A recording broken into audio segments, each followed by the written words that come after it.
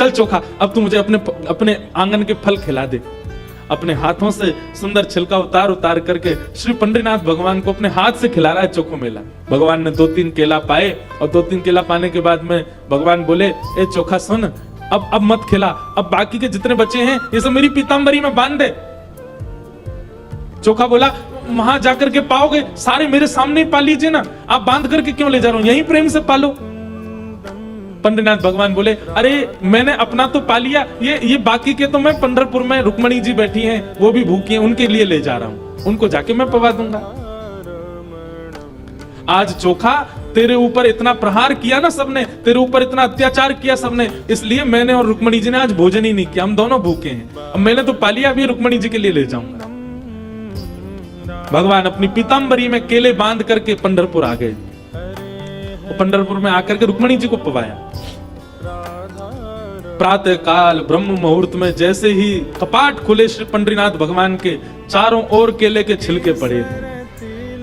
और केले के छिलके देख करके सब पंडा पुजारी बोले हम तो कपाट बंद करके गए, ये केला के छिलका यहाँ कैसे पड़े हैं, ये कौन लेके आया। तभी एक उनमें से बोले कल वो आया था ना, एक चर्मकार का बालक, वही अपने संग बांध के लेके आया था इतने सारे केले, उसको सुबह तो हमने मारपीट के भगा दिया, निश्चित ही वो कहीं से रात में आ गया है और रात में आकर के सब यहाँ खा करके गया है ठाकुर जी के आगे। उसका उद्देश्य तो गर्भगृह को बेकार करना ही था, इसलिए ये सब हुआ है, ये उसी ने किया है।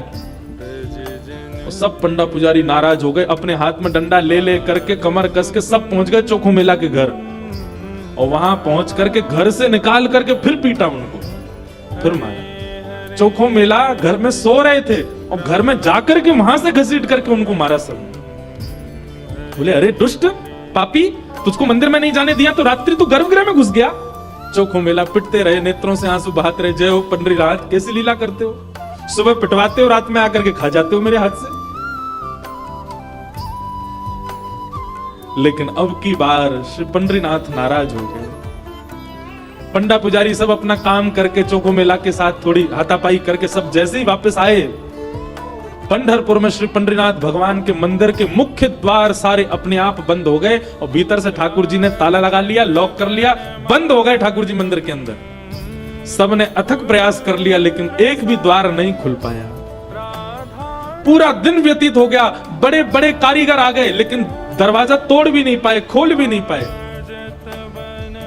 तब अंत में सबको लगा हमने कोई अपराध किया है। चारों ओर पंडा पुजारी और बड़े बड़े वेदज्ञ, बड़े बड़े मनीषी सब बैठ गए, हाथ जोड़ करके पंडरीनाथ भगवान की स्तुति गाने लगे। बोले, नाथ हमसे कोई अपराध हुआ तो आप हमें बताएं, दंड दे दें, लेकिन इस प्रकार नाराज होकर मत बैठो।